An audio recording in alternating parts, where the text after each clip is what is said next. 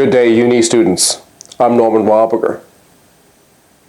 In today's lecture on maths terminology, we're going to look at curves, functions, and surfaces.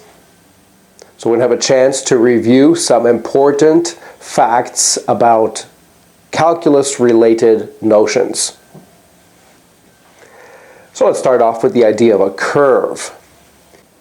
Here are some examples of curves. This is a curve. Here's a curve that closes on itself, so it's called a closed curve. Here's a curve that crosses itself or intersects itself. A curve that doesn't cross itself is called a simple curve. So this would be called a non-simple curve. Of course, probably the most familiar examples of curves are, first of all, straight lines and a circle. But of course, in mathematics, we deal with a lot of other kinds of curves too. So here's an example of a parabola, which is an interesting and important curve that's determined by a point, called the focus, and a line called the directrix. And how do we get the parabola from the focus and the directrix? Well, we say that the parabola is the locus of a point x equidistant from a point F and a line L. Let's have a look at this statement here. So it's telling us that the parabola is the locus. Locus is another word for path or trajectory, which is particularly popular in geometry. So here's a point x, and we're saying that if x moves so that it's equal distance from this focus F and the line L. So I remind you that when we're talking about the distance between a point and a line, we're talking about the perpendicular distance, the closest distance from x to the line. So if x moves in such a way that this distance is always the same as this distance, then it traces out, or its path is a parabola. The study of the parabola goes back to the ancient Greeks, back to the great Greek geometer Apollonius. But he studied not just parabolas, but also ellipses and hyperbolas.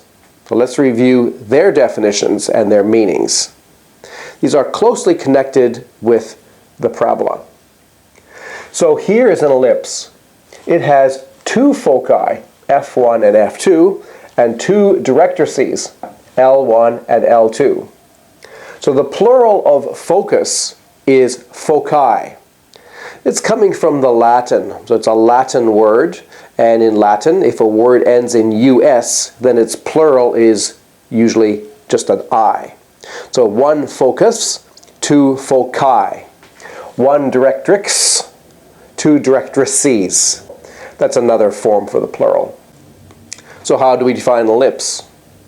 Well, there's a focus F1, there's the directrix L1, and here's a point x on the ellipse.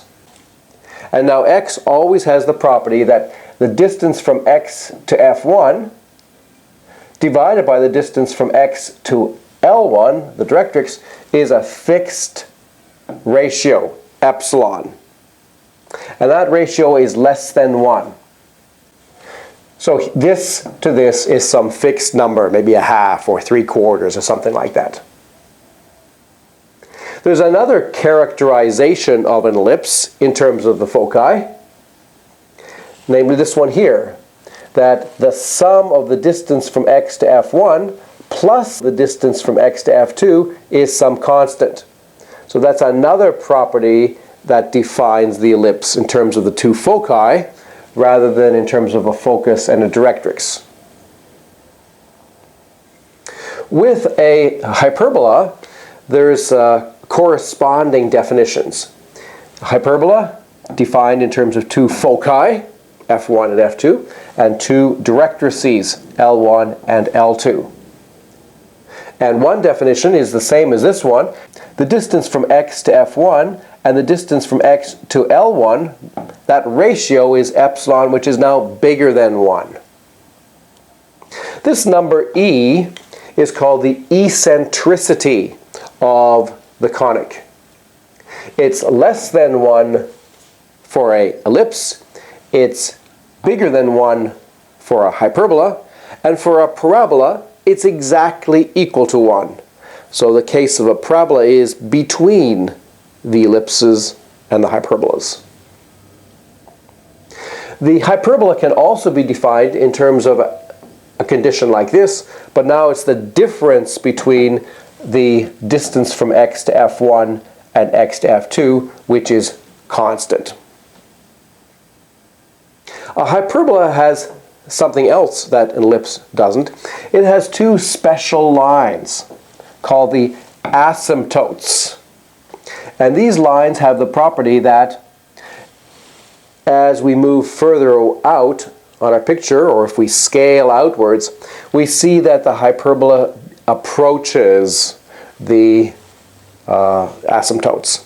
So if you went a long ways out and looked at a hyperbola, it would really look pretty well like a pair of lines.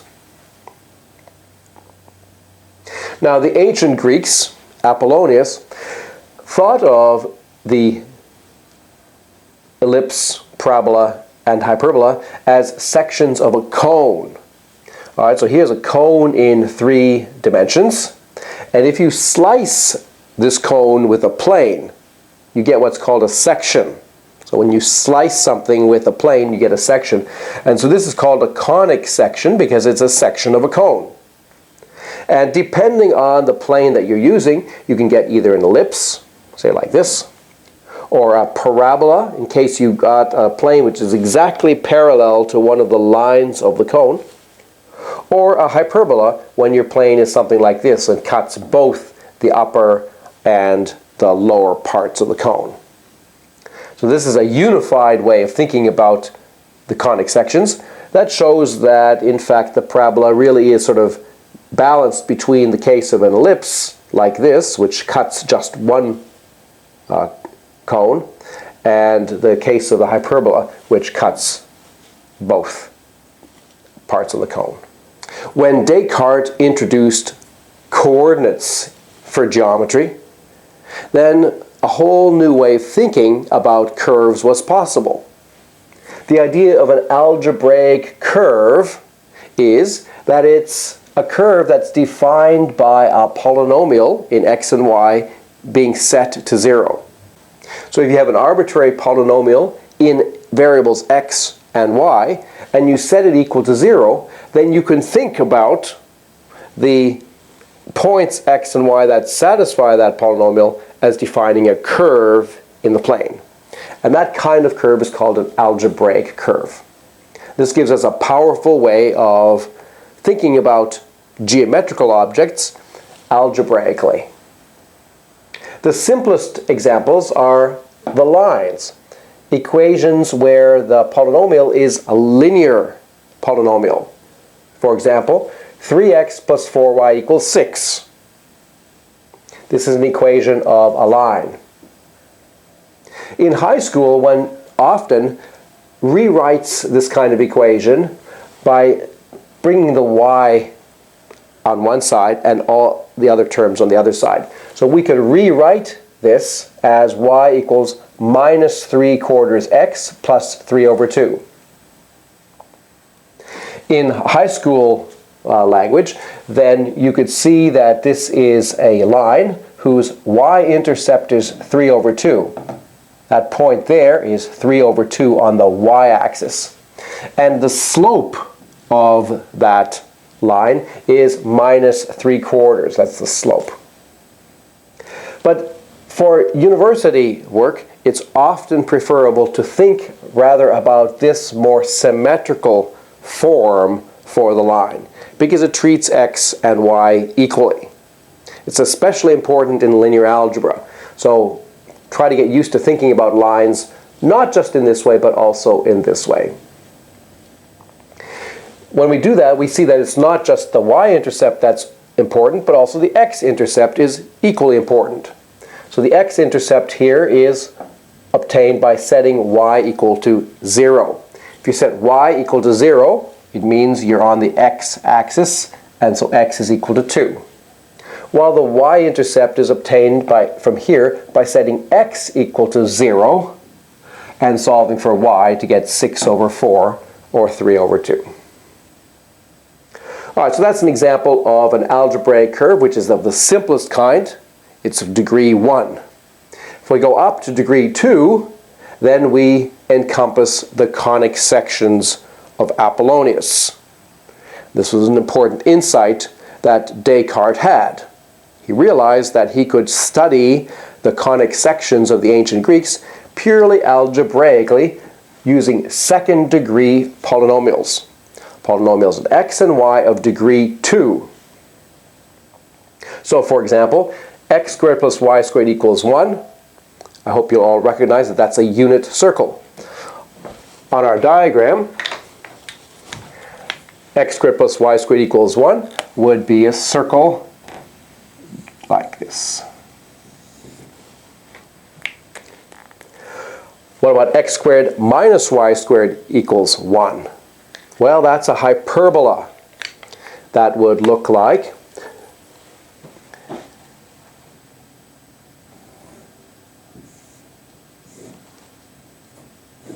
there, one branch, and there's another branch. Each of these curves is called a branch of the hyperbola. The curve itself consists of both branches. And then there are various generalizations. For example, we could consider an ellipse of the form x squared over a squared plus y squared over b squared equals 1. That's an ellipse with center 0, 0. That's a more general ellipse.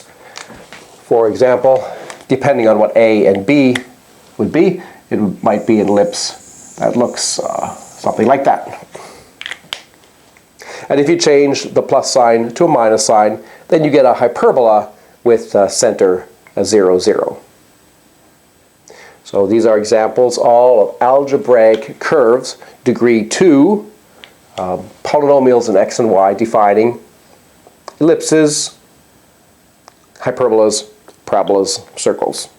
Closely connected with the idea of curves is the idea of a function. There's a lot of overlap between the two, but they are different kinds of mathematical creatures. So a function is usually of the form y equals f of x. And we're thinking about x as being an independent variable. That means that it's allowed to have any value at all. And y then is the dependent variable. It means that y's value depends on x values. So we think of this as something that inputs a number x and outputs the number y. X is the independent variable, the input. Y is the dependent variable, or the output. Simple examples of functions. Y equals 2x minus 3. That's a linear function, defining a line in the plane. Or y equals 3x squared minus 2x plus 1. That's a quadratic function. And it's a special case of a curve of degree 2, a general algebraic curve of degree 2, but a very special kind. This kind of quadratic function is always a parabola. The graph is always a parabola. You can never get an ellipse or a hyperbola with a function of this kind. If the degree of this polynomial goes up, well, then we get more complicated functions. For example, y equals 5x cubed minus 2. It's called a cubic function because this polynomial here has degree 3. Another example of a kind of function is y equals, say, square root of x plus 1. That's no longer a polynomial function, but it's sometimes called an algebraic function.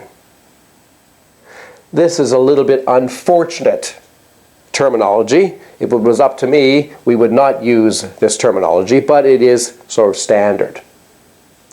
This relation, y equals square root x plus 1, is pretty close to and closely related to this algebraic curve. Y squared equals x plus 1. You get this by squaring both sides of this. So there's a close connection, but we must remember that when we use the square root, we generally mean positive square root, so that this value must always be positive by convention. Another notation for this square root is with an exponent 1/2. So square root of x plus 1 is the same as x plus 1 to the half, or to the 1/2. There are other kinds of functions. For example, rational functions are very important. A rational function is something like this, where you have y equals one polynomial over another polynomial. For example, x cubed plus x minus y over 2x to the fourth plus 3. That's an example of a rational function. And there are then lots of non-algebraic functions, also called transcendental functions. These are functions which are not obtainable just by algebraic operations like addition, multiplication, subtraction, division, or by quote algebraic operations like a square root. And examples of these transcendental functions, sometimes called non-algebraic functions, are y equals e to the x, cos x, sin x, log x, tanh x, and so on. So these are important kinds of functions that are fundamental in calculus, and we need to have a look at them. There are a lot of different ways about thinking about the transcendental functions, and it's probably safe for me to say that the theory of transcendental functions has not really been laid out by pure mathematicians as well as it could have been. So there are logical difficulties and subtleties which are often put a little bit under the table when we're talking about the definitions and fundamental theorems about these functions. Nevertheless, they are very important to understand. So let me give you an overview of some of the more important facts about these things. One of the difficulties that students sometimes have is that the definitions of these functions are often different at different high schools and different universities. So there's different ways of approaching these functions. So I'm going to show you a couple of different ways of thinking about them. So let's think about the exponential function and the logarithm function first, and that's useful because they're inverse functions. They're closely related. So the exponential function, first of all, it has two ways that it's often written. Sometimes written e to the x, and sometimes written as exp of x. So we say exp of x, but it's the exponential function. Now, one way of defining this function, and probably in fact the best way when all is said and done, is as a power series. This may not be familiar to you coming from high school, depending on where you've gone to school, but it will become important in first year university, and it's useful to have at least an idea about its existence. So this is an infinite series that we've talked about before, and it can be used to define the exponential function. In fact, when you ask your calculator to calculate e cubed, for example, it will generally plug 3 into this formula and compute the first number of terms, maybe the first 10 or the first 20 terms. The point is that as the terms go further and further, these denominators get quite big, and so the terms become quite small. And most of the calculation, if you only want 5 or 10 decimal places, can be done by going only a certain number of terms and ignoring all the ones past a certain point. This number e that's involved here is a special case when x is equal to 1, and then you get a series which approximates a certain so-called irrational number, sometimes called Euler's number, and has the value 2.718281. Here's a graph of the exponential function. Here it is right here, e to the x. It's a lot like a function 2 to the x, okay, which I've drawn here in red. And for comparison, here is 3 to the x in dotted red. And we see that e to the x is somewhere between 2 to the x and 3 to the x, which only makes sense because the value e is somewhere between 2 and 3. And why is this particular value so important? Geometrically, it's because this e to the x function has the property that its derivative at 1, all these functions pass through this point 1 here. This derivative has exactly slope 1 for this e to the x function. It doesn't for 2 to the x or 3 to the x, but it does for e to the x, and that's what makes perhaps the exponential function so important. We've also seen in a previous video that it has the property that its derivative is itself. Okay, that's a fundamental, crucial fact about this exponential function. Now, the inverse function to the exponential is the log function or the logarithm function. Okay, and it's also a little bit confusing because there are two forms of terminology for this. So there's this, which is spoken ln x, and there's this, which is spoken log x. The ln x always refers to the inverse of the exponential function. The log x also refers to it, but sometimes can be used in other contexts as well. So this log function sometimes refers to the inverse of, say, 2 to the x or 10 to the x. So let's just say that the log x, that terminology can be used in other contexts as well, not just base e. But ln x always refers to base e. Here is the graph of ln x, or log x. And it's an inverse function to the exponential, meaning that its graph is the reflection of the exponential function in this line y equals x. Another way of saying this inverse function property is that e to the ln x is x, and ln of e of x equals x. So for example, if e to the 1 is e, around 2.7, then if you take log of 2.7, which is about there, then you should get 1. So the log x can be interpreted in terms of the exponential, but there's also another important way of thinking about the log function, which is completely independent of the exponential function. Namely, this fundamental integral. All right, so if you integrate 1 over t from 1 to x, then that's a function which is not another rational function. It's a new function which is called log x. So to show that, here I've drawn the function 1 over x.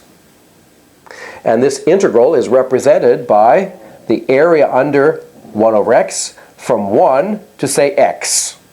Okay? So this area here is the integral from 1 to x of 1 over t dt. And that area is the value of log x. In this case would be a little bit more than 1. Okay? So as x goes out like this, you're getting more and more area, so the log function is growing, but you're not growing that quickly because it's pretty small here. But nevertheless, it does keep managing to grow and grow and grow. To further complicate things, the original definition of the exponential function, which was given by Euler, is in fact different from any of these, and it's this formula which is also very important. So e of x is the limit as n goes to infinity of 1 plus x over n to the n. We could say that also as the limit of 1 plus x over n to the n as n goes to infinity. And this is the mathematical symbol for infinity, meaning that as n gets bigger and bigger and bigger, this gets closer and closer and closer to e to the x. There's necessarily an approximate aspect when we're working with transcendental functions. Our calculator can never give us the complete value of e cubed. It only gives us an approximate rational or floating point approximation to that value. That's inherent in the nature of these functions. We're really always only talking about approximate rational values of some idealized irrational quantities. All right, now let's turn to the circular functions, also sometimes called the trig functions, although I prefer to use the term circular functions. So the fundamental circular functions are cosine x and sine x. Cosine x, denoted cos x, is probably best described as a function in terms of also power series. This is how your calculator calculates cosine of x. It's this particular power series which is pretty close to the exponential power series, except that there's only even powers of x appearing, and the terms have alternating signs in front of them. For sine x, there are only odd powers of x, and also alternating in sign. If you haven't seen these formulas, don't worry. In first year university, you are going to see them, and you're going to have to learn those formulas. But this is a good way of defining what these functions actually are, which is very close to the way calculators calculate them. In terms of the geometry, they're called circular functions because they're closely associated with the geometry of a circle. All right, so here's a circle. In fact, it's the unit circle, all right, going through the point 1, 1 there. And if this is a line which is making an angle of x, let's say, with this positive x-axis, although this x and this x have no relation here. So this is an angle of x, then this point on the unit circle has an x-coordinate and a y-coordinate. And this x-coordinate here is cosine x in terms of that angle x, and this y-coordinate is sine x in terms of that angle x. So as x varies, the angle increases, goes all the way around. This x-coordinate will start from 1 and then go over to -1 and then come back again. While this y-coordinate here will start at 0 and will go up and then will come down and then we'll go back. Right. So it's very useful to think about a point moving around the circle, and as it does so, the x-coordinate moves back and forth from 1 to -1, and the y-coordinate moves up and down from, well, starting from 0. And here then is a picture of those things. So here are the graphs of the cosine and the sine function. They are functions which take on the values from 1 to -1. They have this beautiful oscillatory aspect. They're periodic. Once you get to 2 pi, then they repeat themselves. And it's important to realize that the angle here is measured in radians. Okay? That's a particular way of measuring angles, so that the total angle all the way around the circle is 2 pi. So 2 pi radians equals 360 degrees. Or pi radians equals 180 degrees. And the reason why we use radians to describe the cosine and sine is so that these power series are particularly simple. If we try to write down these functions in terms of degrees, then we would not have such nice power series to describe these functions, and their mathematical significance would be reduced. But you do have to get used to working with multiples of pi, and I remind you that pi is about 3.14. Okay, so in this scale, the number 1 would actually be here somewhere. Okay, when I write pi, it's really 3.14. So here's 1, here's 2, here's 3, and so on. 2 pi is a little bit more than 6. All right, so understanding these circular functions is very important for engineering applications. Now, the circular functions used to be essential for trigonometry. In other words, the study of triangles.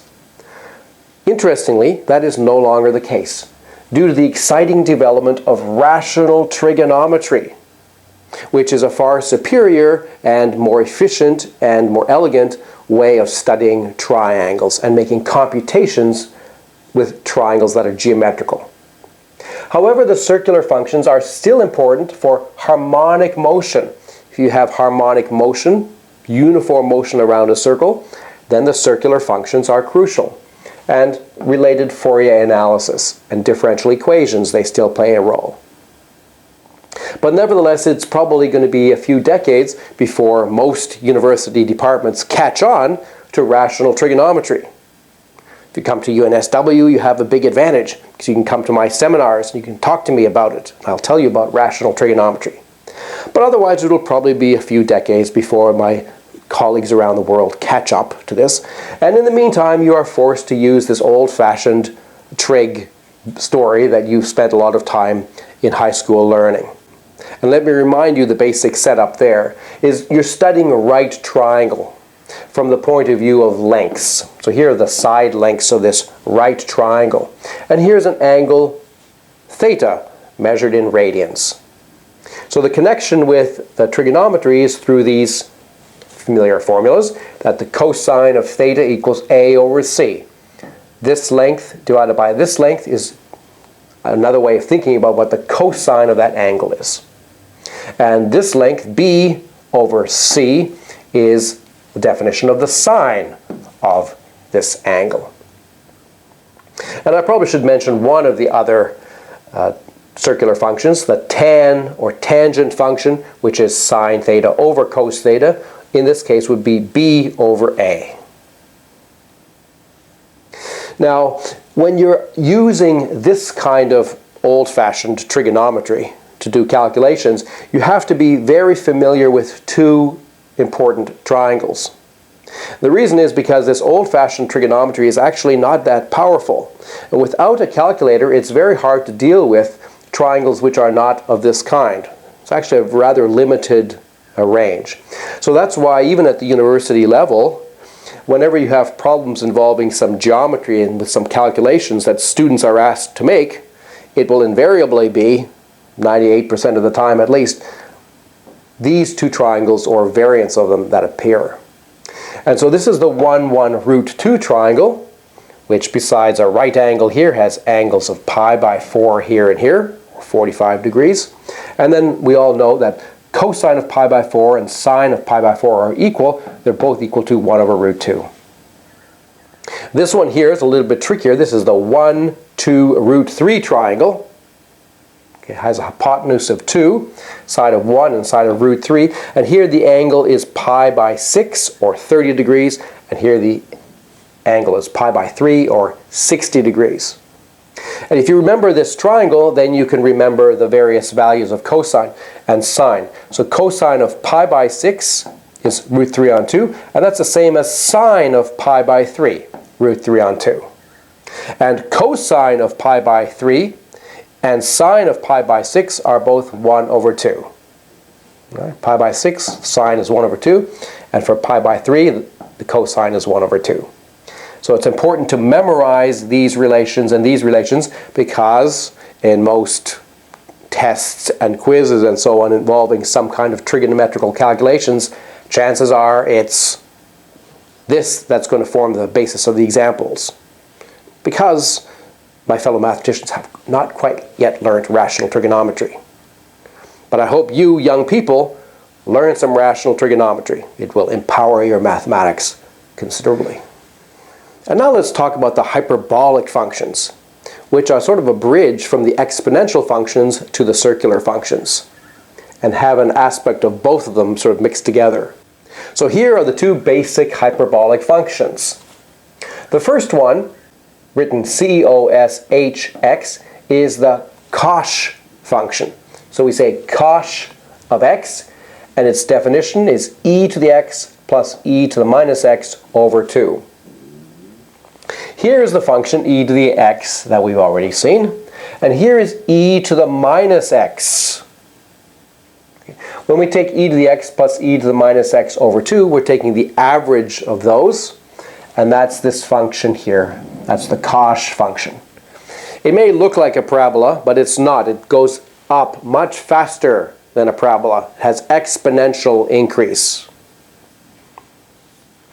The other one is more challenging to pronounce, because there are two pronunciations of it. One is shine X, and the other is cinch X. Which of these two is correct, I cannot say. Sometimes, in fact, I use shine X, and sometimes I say cinch X. The definition is e to the x minus e to the minus x over 2. So it's just like this one, but with a minus sign instead of a plus sign. We're taking now the difference between this function and this function, and that is a function that looks like this. There is a hyperbolic version of the tan function called tanch x, which is the ratio of shine x over cosh x. And I point out that in parallel to the cos x squared plus sine x squared equals 1 relation for cosine and sine, we have this relation for the cosh and the shine function. So here's how we write cosh x squared. This little 2 that's written there means cosh x all squared. Minus cinch x all squared is cinch squared x. Okay, that difference is 1. And here are the power series for these two functions.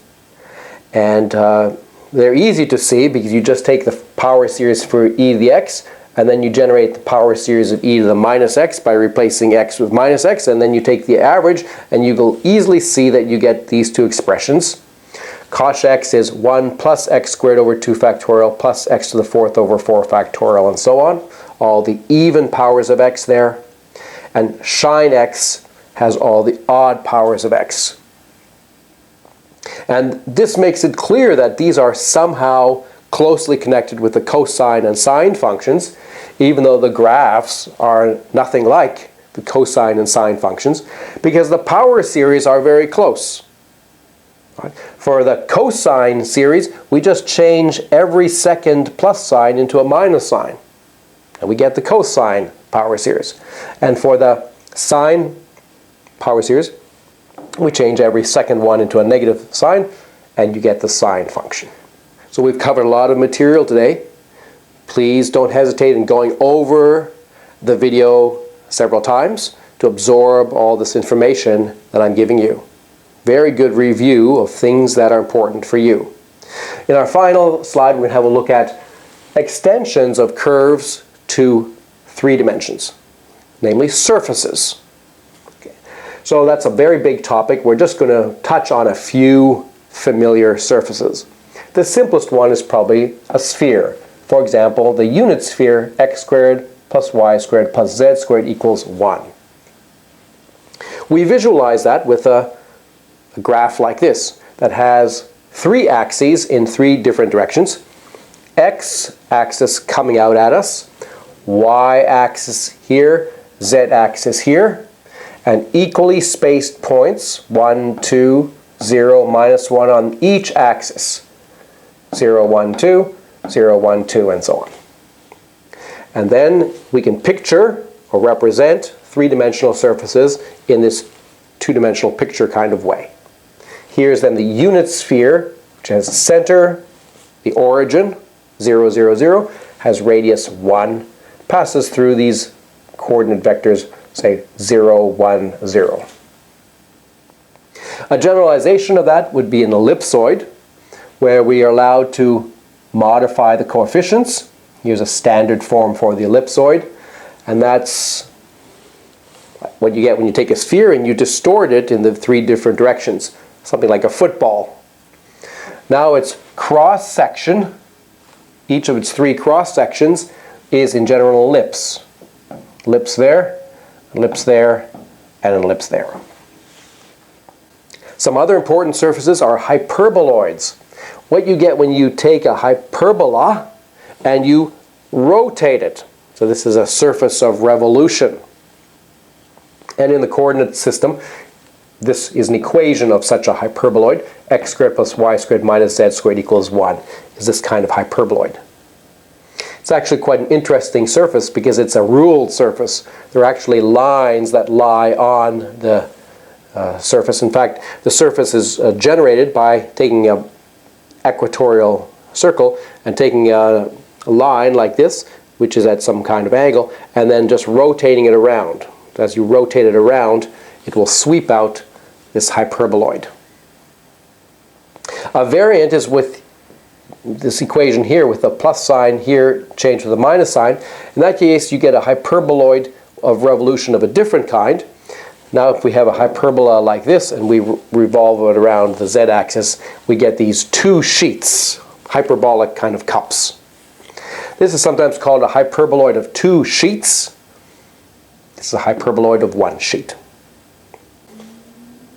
Another interesting surface is a saddle shape, which has equation, I've changed it, z equals y squared minus x squared. So here if you said x equal to 0, you get z equals y squared, which is a parabola opening upwards. And if you set y equal to 0, you get z equals minus x squared, which is a parabola opening downwards in the zx plane. So it's like a saddle going up in one direction, going down in another direction. You could sit there and your legs would be on either side. All right, so that's some simple examples of surfaces given by algebraic equations of degree 2, in fact. They're all called quadrics. All right, so we've covered a lot of material today. Well done. In our next video, we're going to look at some topics from discrete mathematics. We're going to look at some language involving set theory, some language involving logic, and we're going to look at terminology for graphs. I hope you'll join me for that. I'm Norman Wildberger. We'll see you all next time.